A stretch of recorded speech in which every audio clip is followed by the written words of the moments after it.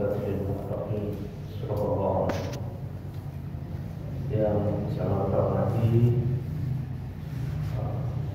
Bapak dari pengurusan masjid kita ini, kemudian Bapak dari Ibu sidang jemaah, Assalamualaikum warahmatullahi wabarakatuh. Mengawali perjumpaan kita pada kesempatan ini, pertama kembali kita bertahmid kepada Allah, alhamdulillah rabbil alamin, sebagai salah satu bentuk perwujudan rasa syukur kita kepada Allah. Perwujudan rasa syukur kita kepada Allah itu sesungguhnya tuntutannya tidak hanya dengan lisan, tidak cukup dengan alhamdulillah itu saja, tapi tuntutan rasa syukur itu dari lisan itu turun ke hati. Ke hati itu maksudnya tuntutan hati kita untuk menyadari bahwa segala hal kebaikan yang kita terima dalam hidup ini tiada lain itu adalah sebagai bentuk pemberian rahmat Allah kepada kita.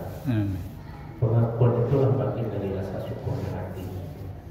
Karena ada orang hatinya tidak mengakui kalau dia sebetulnya disayang oleh Allah.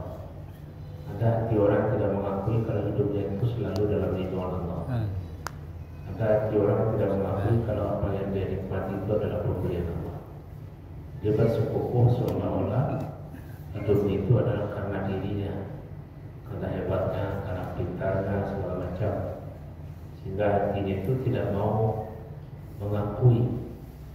Hati yang tidak mau mengakui itu hati yang mau besar. Apa artinya Bapak? Hati yang tidak mau mengakui itu berarti itu hati yang membesar. Membesar sebetulnya kecil, lalu membesar. Membesar itulah kemudian menjadi satu sifat namanya sombong. Jadi sombong itu yang kecil membesar dia. Kemudian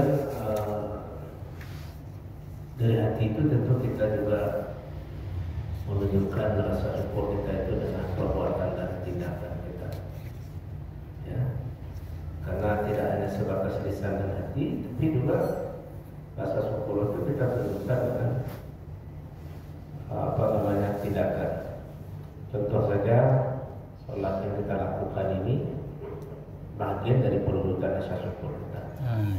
Makanya ketika kita membaca surah Al-Kautsar, Inna a'tainakal kautsar. Kami berikan kepada kalian itu banyak sekali nikmat. Kautsar kasir, sangat banyak sekali. Lalu ketika diberitakan kepada kita sudah menerima banyak nikmat dalam hidup ini, apa perintah yang dirinya? Fasal, sholatlah. Lalu kita lihat ini apa hubungannya yang kita terima dengan sholat. Artinya sholat itu bahagian rasa syukur kita atas apa yang kita terima. Itu namanya syukur dengan tindakan. Apa yang berakhir? Jadi rasa syukur kita, salawat dan salam buat Nabi kita Nabi Muhammad sallallahu alaihi wasallam. Allahumma shalli ala Muhammad wa ala ali Muhammad kama shallaita ala Ibrahim wa ala ali Ibrahim. Bapak dan Ibu belum hadir, sebagaimana biasa satu kajian kita cukup penting ya, yang berkaitan dengan sikap dan perilaku kita. Nama ilmunya dengan ilmu tasawuf. Ilmu yang mengajarkan kepada kita bagaimana hati kita itu selalu tunduk kepada Allah. Ya, kemudian bagaimana hidup kita ini jauh daripada kemaksiatan. Kita sudah sepakat bahwa kita mengaji satu kitab yang masyhur, namanya Kitab Minhajul Abidin, yang ditulis oleh Syekh Hujjatul Islam, yaitu Imam Al-Ghazali.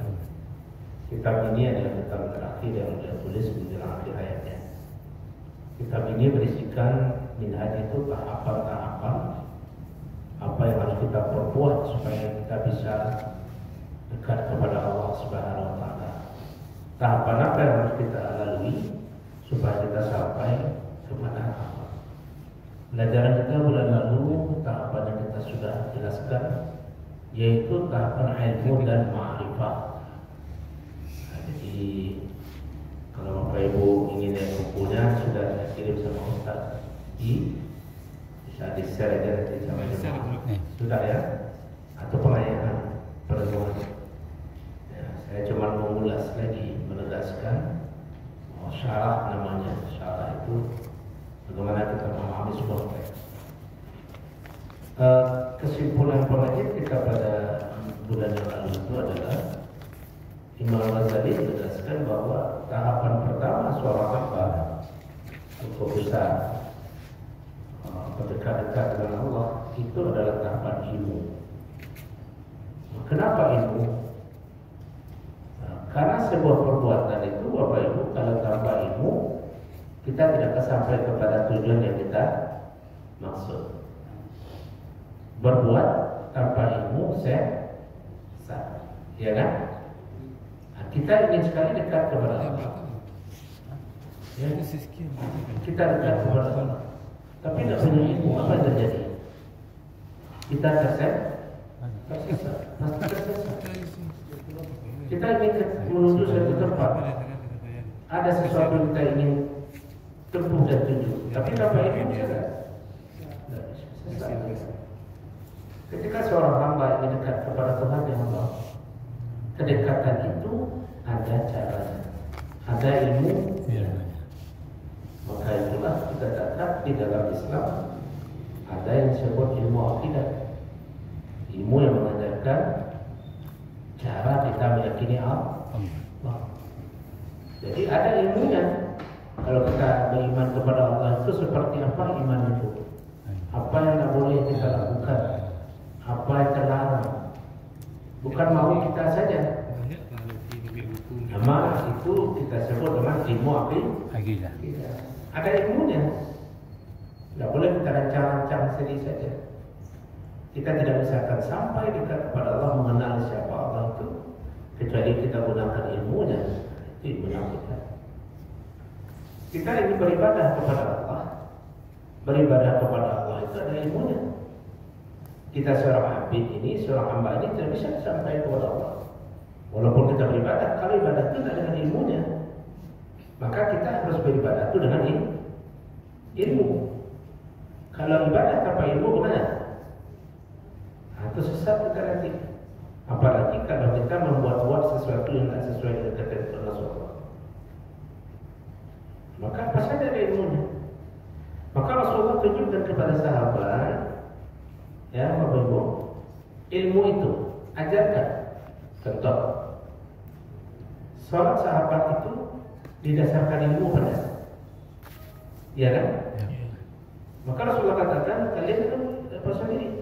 Sallu kama ra'aitumuni usalli.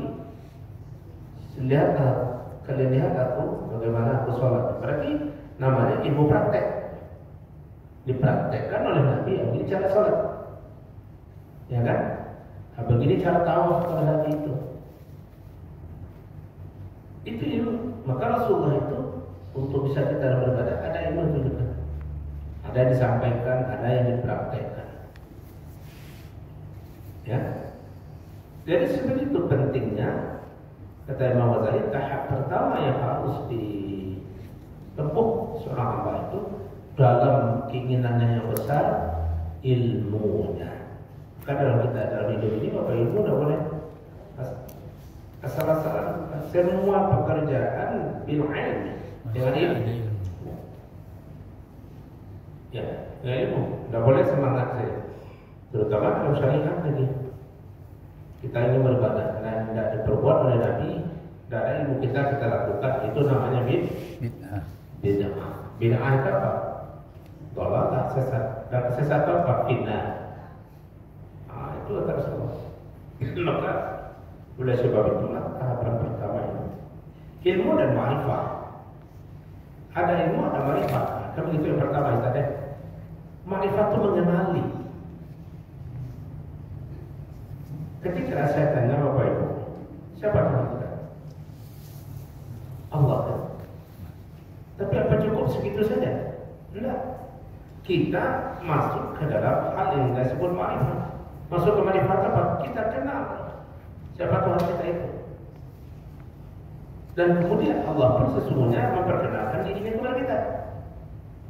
Kan tidak ada yang Allah tutupi dirinya pada kita. Ya kan? Allah perintahkan tidak kepada kita. Kenapa? Supaya kita tidak sesat dalam memahami siapa Tuhan kita itu. Contoh, siapa Tuhan kita sembah? Ya, Allah katakan jangan sampai salah kalian untuk menyembah. Tapi sama ada siapa? Ya ayuhan nasu ubudu rabbakum alladzi khalaqakum walladzina min qablikum la'allakum tattaqun. Wahai manusia, sembahlah Tuhanmu. Mana Tuhan kamu yang mana yang kamu sembah? Yang menciptakanmu dan menciptakan orang sebelummu. Maksudnya apa itu? Jangan menyembah Tuhan yang kamu membuatnya. Apa maksudnya itu? Kamu bikin patung, itu benar kamu sembah. Bukan itu. Tuhan kamu itu bukan itu. Tapi Tuhan kamu itu siapa? Yang menciptakan dirimu, kamu, dan menciptakan orang sebelum. Itu Tuhan yang kamu sembah. Itu Allah membukakan pintu ma'rifat kepada kita tentang mengenali siapa dirinya. Nah, maka dalam ayat Quran, kenalilah Allah itu bermakrifat, baca ayat kursi, baca-baca ayat. Itu tahapan pertama yang harus kita lakukan ketika kita ingin bisa dekat kepada Allah sedekat-dekatnya. Pada pertemuan ini Bapak Ibu, kita akan masuk kepada tahapan yang kedua. Tahapan yang kedua yaitu berkaitan dengan taubat. Tahapan kedua itu adalah taubat. Bapak Ibu berarti setelah ilmu sudah mengetahui kita datang suatu perbuatan, apa tahapan kedua yang harus kita lakukan ketika kita berkeinginan bisa sedekat-dekatnya kepada Allah? Kata Imam Ghazali apa? Taubat. Pertanyaannya adalah, apa alasan kenapa kita mesti bertaubat? Nah, itu kan kita disuruh dalam Al-Quran banyak ayat itu. Tubu ilallahi taubatan nasuha. Bertaubatlah kalian kepada Allah dengan taubat nasuha. Itu perintah. Nah, di balik sebuah perintah itu tentu ada alasannya, Pak. Ini Ibu perhatikan. Kalau ada sebuah perintah kepada kita, makanlah obat ini. Ada nggak alasan kenapa mesti kita makan? Apa? Karena dengan makan obat itu wasilah namanya. Wasilah itu apa? Perantara supaya kamu bisa sembuh. Bukan obat itu menyembuhkan, tapi itu perantara bantuan Allah, pertolongan Allah supaya kamu bisa sehat. Kalau itu sebuah perintah itu pasti ada alasannya. Ya, ada alasannya. Contoh, kita dilarang sesuatu. Ada nggak alasan larangan itu? Pasti ada. Tidak ada sebuah perintah, tidak ada sebuah larangan tanpa alasan. Ada sesuatu. Tidak mungkin ada kosong saja itu. Ya. Ibu sepanjang jalan kita menemukan larangan-larangan yang diletakkan oleh pemerintah sebagai jalan. Ya. Contoh, larang jangan berhenti di sini. Pasti ada alasannya. Cuma orang kadang-kadang tidak memahami alasan itu, dia tidak duduk di situ. Ya kan? Atau umpamanya ada perintah belok kanan. Ada alasan, pasti ada alasan. Cuma banyak orang suruh belok kanan, dia belok kiri. Akhirnya apa terjadi? Terjadi suatu yang baik. Sudah ada situ rambu-rambu belok kanan, dia teguh belok kiri, padahal belok kiri dia jurang. Sudah ada petunjuk belok kanan, dia ada salah. Kita coba belok kiri, apa terjadi? Jadi sebuah perintah kepada kita itu ada dasarnya. Kan dalam Ghazali kalau kita lihat dari apa ini, dia mengungkapkan apa alasannya kenapa kita mesti bertobat kepada Allah. Ya, kenapa? Ternyata dia mengatakan agar kita ini dibimbing supaya kita mendapat bimbingan Allah. Lalu kenapa? Karena Allah akan membimbing hati yang patuh dan taat kepadanya. Orang yang tidak patuh dan taat, yang berlumur dengan dosa dan kedurhakaan, tidak akan mendapat bimbingan. Ya, Jadi kalau begitu, syarat hal yang harus kita penuhi ketika kita berharap bimbingan dari Allah apa? Akui diri kita kesalahan. Namanya bertaubat. Kalau begitu, kesalahan dan dosa kita dalam hidup ini akan menjadi penghalang bagi kita untuk bisa mendapatkan kasih sayang Allah. Akan menjadi penghalang bagi kita untuk mendapatkan bimbingan dan petunjuk.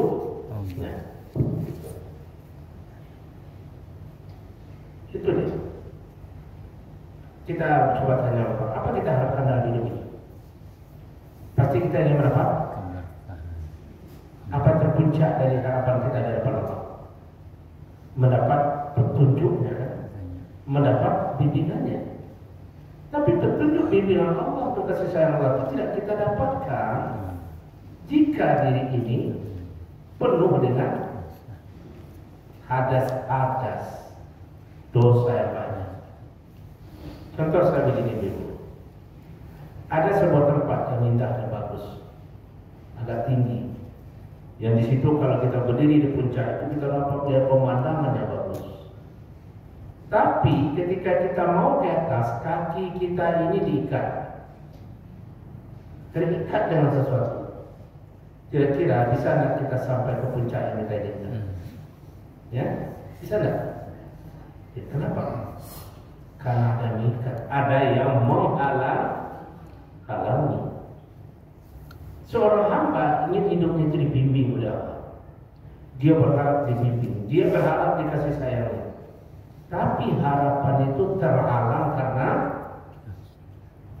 dosanya. Oleh sebab itulah dosa itu menjadi apa antara kita dengan Tuhan kita Allah? Ya, ini Bapak Ibu. Bisa nggak Ibu melihat ini dulu atau harus kita dapat sesuatu objek di balik dinding ini sekarang? Bisa nggak? Kenapa? Penghalang itu ibaratkan antara kita dan Allah itu adalah dosa. Ketika terjadi bulan purnama, ada tidak masanya di mana kita tidak bisa melihat menikmati cahaya purnama itu? Ada nggak? Tanggal berapa purnama itu datang? Puncaknya 15 apa 14? Ya, itu puncaknya, masanya 14. Masa ada di sana. Tapi ada masa di mana kita tidak bisa menikmati itu, sehingga cahaya itu tidak pernah masuk, tidak pernah kita nikmati. Ya, seperti ratapan Nabi Ibrahim. Bagaimana ratapan Nabi Ibrahim? Kenapa cahaya purnama itu tidak turun ke bumi? Nabi Ibrahim pernah mengatakan begitu. Maksudnya bukan begitu. Karena purnama itu adalah ibaratkan hidayah yang menerangi bumi. Bumi itu siapa? Hati. Jadi purnama itu sifatnya apa Bapak Ibu? Apa sifat bulan purnama? Menerangi bumi. Tapi ada nggak masa di mana bumi tidak bisa diterangi? Ada nggak bumi gelap pada bulan purnama?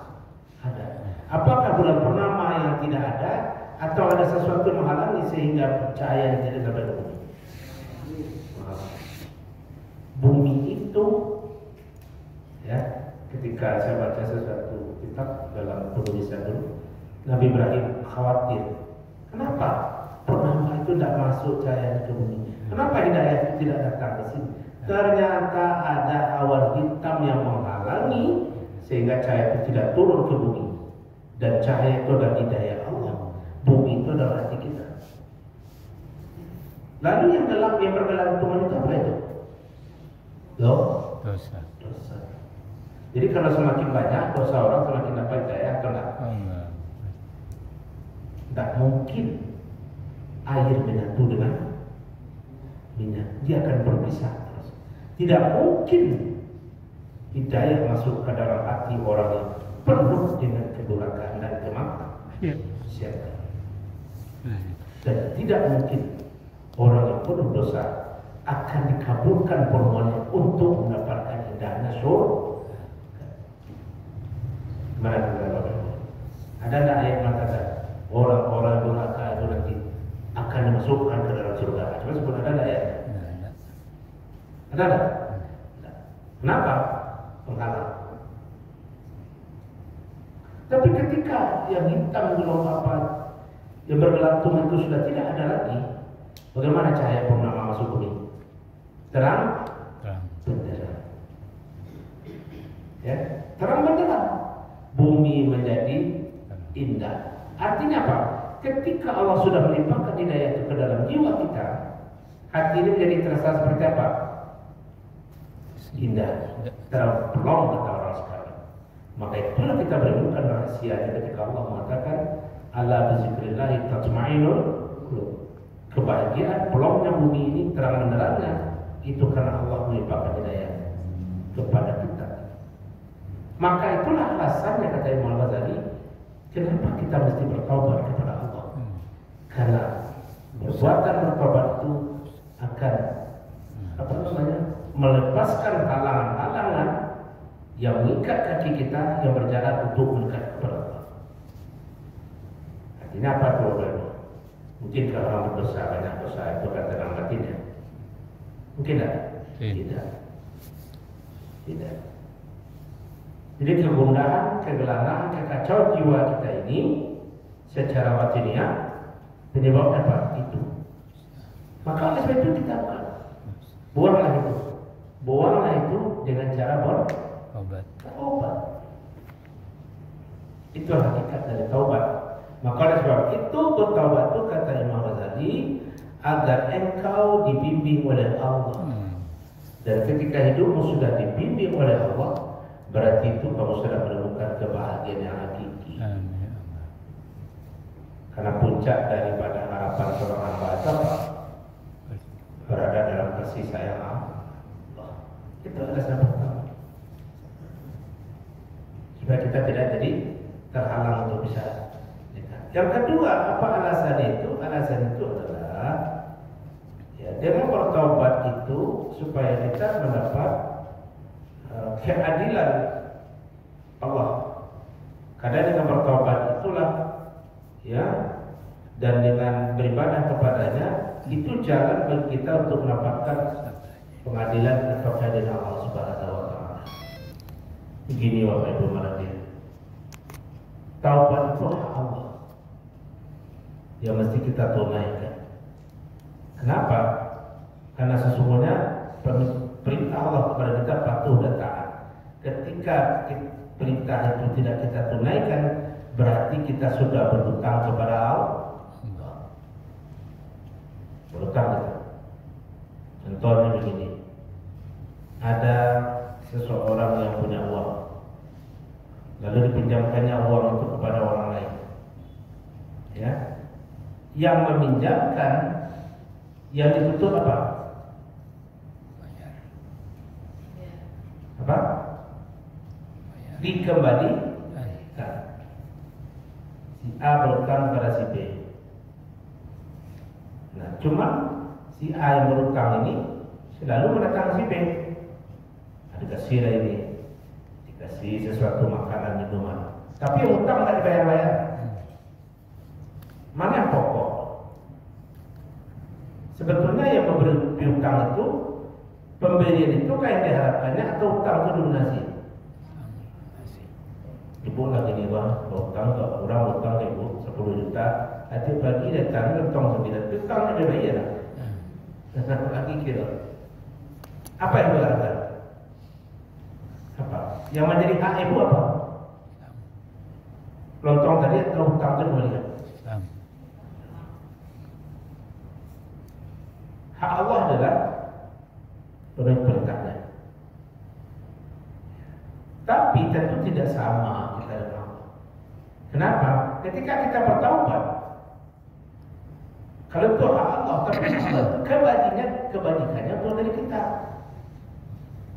Karena sebuah amalan, semua ibadah itu kebaikannya bukan untuk Allah, walaupun itu hak Allah. Tapi kebaikannya itu siapa? untuk diri kita melakukan itu. Contohnya apa? Hak Allah adalah kita bersyukur kepadanya kan? Ya kan gitu. Karena Allah memberikan sesuatu, memenuhi kebutuhan hidup kita ini siapa? Allah Subhanahu wa taala. Kalau betul haknya apa? Disyukuri.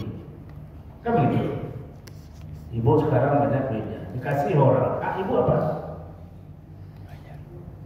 Apa hak kita? Menerima ucapan terima kasih. Ya kan? Itu hak kita enggak? Sini Pak. Bapak perasaan itu. Nah, ini seorang kasasa. Kita lapis sasanya Pak Amboi pada lu gana sekolah anak. Lalu bitir 500.000. Ala lagi bitir 500.000. Haknya lah dapat hak kita yang tinggal yang memberi apa? Apa hak kita?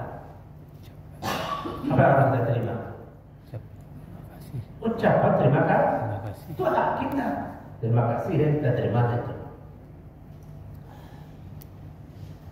Tapi di sisi Allah Subhanahu wa taala, kalaupun bersyukur itu hak Allah, tapi kembaliannya, timbalannya, perbuatan syukur itu kepada siapa? Kepada kita yang bersyukur. Coba Bapak Ibu baca. Wa may yashkur fa inna ma yashkuru li nafsihi.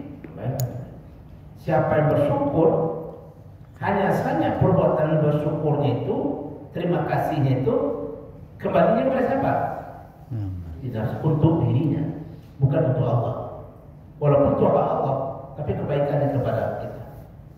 Ketika kita bertobat, kebajikan tobat itu siapa? Untuk diri kita. Bahkan dengan bertobat itulah kita mendapatkan kasih sayang Allah.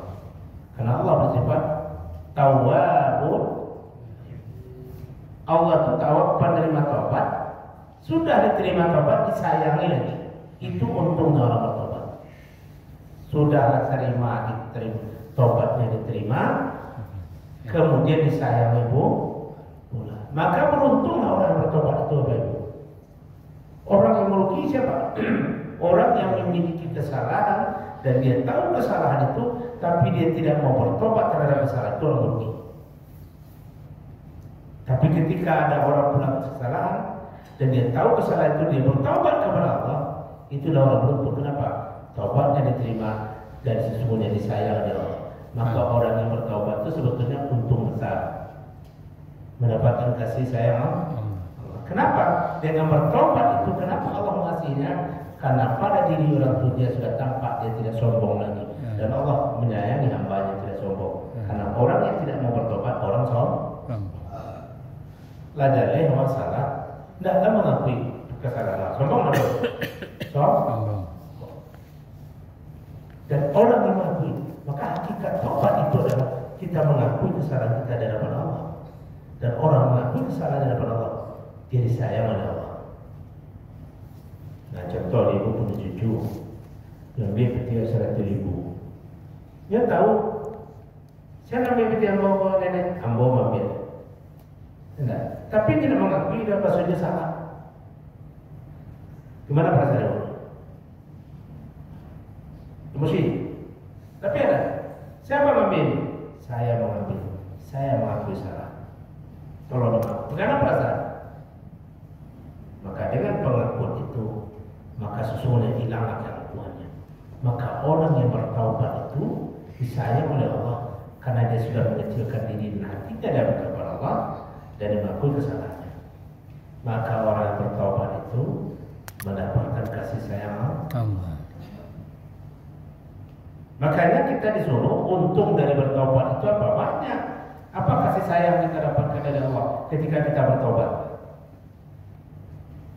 Kan Rasulullah itu menyuruh sahabat beristighfar lah, kamu beristighfar lah. Terus banyak yang malas. Udah punya nawa aja kan. Belum dapat beristighfar. Istighfar apa? Apa kasih sayang Allah yang kita dapatkan? Nah, coba saya tanya Bapak Ibu. Bapak Ibu kan kita sudah selesai beristighfar. Apa kasih sayang Allah yang kita dapatkan dengan istighfar? Jiwa jadi tenang. Apa lagi? Hati lapang. Apa? Hati lapang. Hati lapang. Cik kadang cik lapang. Nah, satu senang, satu lapang. Nah, ya. Pokoknya itu sudah 11-12 jawabannya. Tapi Rasulullah itu pernah memanggil sahabat, kepada kita semua dulu. Kesini lagi lihat. Ya, kan Rasulullah katakan aku bertobat itu sehari semalam sekurang-kurangnya 70 kali. Nah ada sahabat yang bingungnya, kamu lihat lagi orang apa? Berapa istighfar itu kalau jawab kapur berbeda. Maka Rasul tunjukkan di mana kasih sayang Allah kepada kita dengan taubat kita itu. Lihatlah dinding ini, lalu hapuslah dinding ini 70 kali dalam sehari semalam. Bersih. Baru Bersih. bersih enggak? Bersih. Maka kasih sayang Allah apa yang kita dapatkan dengan bertobat dengan tiba terhapusnya dosa. Bukankah terhapusnya dosa kita sebuah keuntungan yang besar? Kasih sayang Allah kepada kita. Iya. Ibu berutang 1 juta. Ada satu orang tuh dia datang ke rumah aku setiap hari. Dia rajin datang setiap hari ke rumah aku ke orang tuh utang 1 juta tuh habis dia tuh letak kembali ke sekitar. Sekarang nggak jawab. Ya kan? Jadi taubat, perbuatan taubat itu rahim kepada kita. Bapak Ibu berarti. Kemudian taubat itu taubat seperti apa yang harus kita capai? Karakter taubat dan bentuk taubat yang harus kita kejar, kualitasnya seperti apa?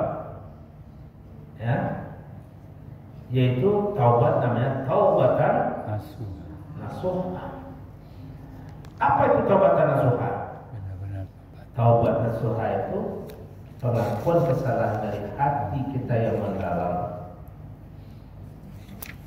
Karena ada pengakuan manusia dengan taubat itu di mulutnya saja, taubat hatinya tidak. Itu kecil orang Minang taubat namanya. Lado. Taubat. Lado. Sambalado. Bahasa sambalado itu taubatnya bu. Pane. Boleh dibibut, dicampur aja ada setan. Kita pakai apa bukan sambalado. Kenapa? Artinya apa? Makan udah itu sambalado. Seminggu saya tuh dah lama karena mau berada sambalado dan ulang tu ya. Maka prasyarat sebuah taubat itu yang pertama ya menyadari betapa buruknya dampak dosa itu dalam sadar. Oleh sebab itu taubat itu dimulai dari sebuah kesadaran hati. Kalau saya tidak bertobat, apa dampak buruknya? Oleh sebab itu taubat nasuha itu syarat pertama apa? Menyadari dosa kesalahan kita itu berdampak buruk kepada diri kita. Berdampak buruk. Dampak buruknya kepada apa? Tidak saja ke rohani kita, tapi juga kepada jasmani kita. Ya, jadi prasyarat taubat apa tadi? Pertama, hendaklah kita menyadari bahwa kalau kita tidak bertobat sesungguhnya itu merugikan diri kita sendiri. Yang kedua, ya, kalau kita tidak bertobat, kita harus sadar betapa kerasnya nanti azab yang kita terima. Ya, karena hidup kita ini kan dalam Al-Quran dikatakan ada namanya kehidupan ula, ada nama kehidupan akhirat. Wal akhiratu khairul laka minal ula. Kehidupan yang ula itu dunia namanya. Dunia itu apa? Berwarna-warni, banyak godaan, itu makanya disebut dunia. Kalau tidak begitu tidak dunia namanya. Tapi ada kehidupan yang begitu, wal akhirat. Nah, ketika kita golongan kita bertobat itu kesadaran apa yang kita rasakan? Kata Imam Ghazali, kesadaran bahwa betapa besar dan beratnya dosa yang kita rasakan akibatnya nanti di akhirat. Itu yang kita sadari. Seandainya kita tidak bertobat, maka luar biasa azab yang akan kita rasakan, ya, yang akan kita tanggung. Seperti dalam surat Sajadah itu kan ada hidup pihak ketika mereka diazab, mereka ingin kembali, tapi tidak bisa bertahan dia di situ. Dahsyatnya azab itu hendaknya membangun kesadaran kita betapa pentingnya kita bertaubat. Kenapa? Karena hidup kita ini, Bapak Ibu berarti, akan kita pertanggungjawabkan di hadapan Allah Subhanahu wa Ta'ala. Itulah namanya kita akan mengalami satu hari nanti namanya Yaumul Mizan, Yaumul Hisab. Kenapa namanya Yaumul Hisab? Ya, kali-kali. Makanya kalkulator itu dalam bahasa Arab apa namanya? Mahasib, itu menghitung. Yaumul Hisab itu hari di mana dihitung betul. Yaumul Mizan, hari di mana di situ ditimbang. Jadi sudah ditentukan nasib kita. Maka orang yang tidak mau bertobat berarti dia tidak sadar bahwa perbuatan buruk di mana dia tidak bertobat itu akan menyengsarakan dirinya. Akan menyengsarakan dirinya. Jadi orang yang beruntung di dalam hidup itu adalah orang yang cepat-cepat ya bertobat kepada Allah Subhanahu wa Ta'ala. Kemudian yang terakhir, kalau sudah sampai nanti kita lanjutkan, yang patut kita ketahui Bapak Ibu, ketika kita ingin bertobat kepada Allah, apa yang harus kita lakukan? Kata Al-Ghazali, yang pertama, kalau kita bertobat, janganlah kita mengulangi lagi dosa-dosa yang sudah kita bertobat dengannya. Ya, karena tobat itu dari lubuk hati yang mendalam.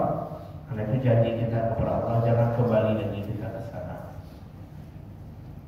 Ya, jangan kau ibaratkan lumpur, kalau sudah keluar dari lumpur itu jangan berlumpur lagi. Yang kedua apa? Hendaklah kita menebus keburukan itu dengan kebaikan. Nah, menebusnya dengan kebaikan. Kemudian apa lagi?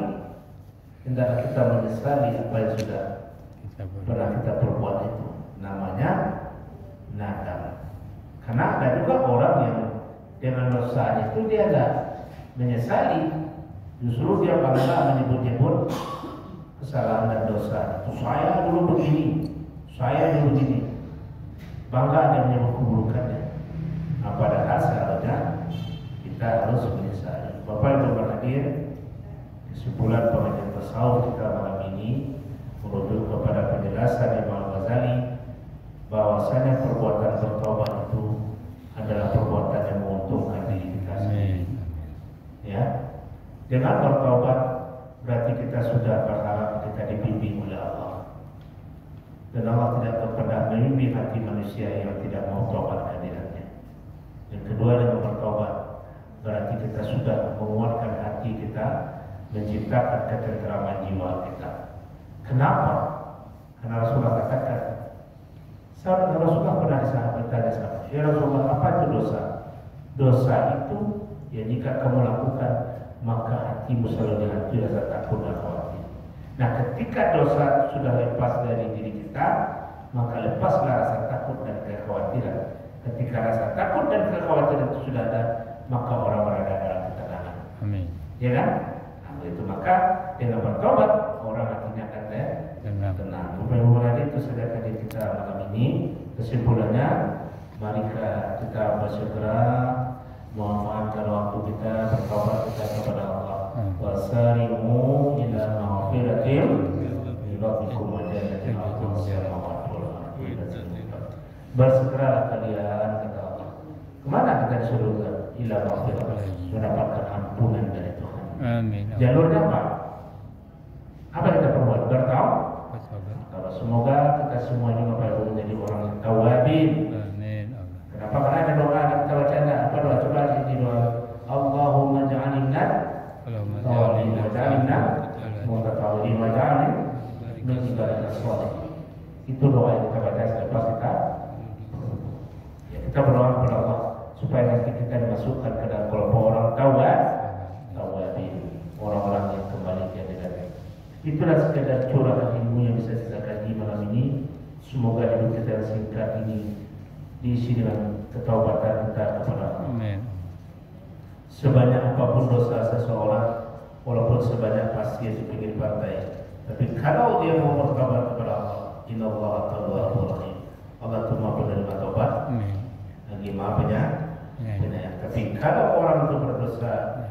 saat tidak dia bertobat, maka sesungguhnya dia sudah membuat jurang kesengsaraan bagi dirinya di akhirat. Semoga kita terjauh dari demikian. Maaf segala kekurangan. Mari kita selalu berdoa Bapak Ibu, semoga kita ini selalu dalam hidayah dan bimbingan Allah Subhanahu wa taala. Assalamualaikum warahmatullahi wabarakatuh. Waalaikumsalam warahmatullahi wabarakatuh.